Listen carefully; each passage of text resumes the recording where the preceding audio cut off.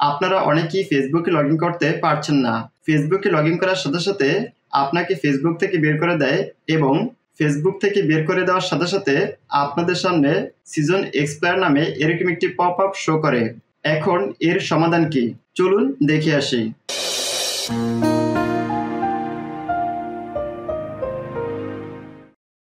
এর জন্য আপনার ফোনটিতে বর্তমানে যে ফেসবুক অ্যাপস বা অ্যাপ্লিকেশনটি রয়েছে, এই ফেসবুক অ্যাপস বা অ্যাপ্লিকেশনটি আনইনস্টল করবেন।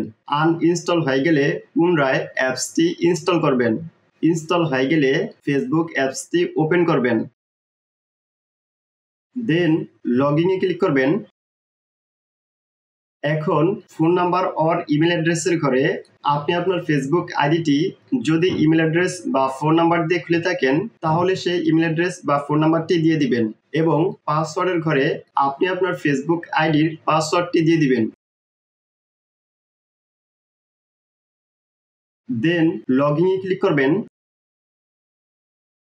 লগইনে ক্লিক করার পর আপনার ফেসবুক আইডিতে যদি 2 স্টেপ ভেরিফিকেশন অন থেকে থাকে তাহলে 2 স্টেপ ভেরিফিকেশনটি করিয়ে নেবেন।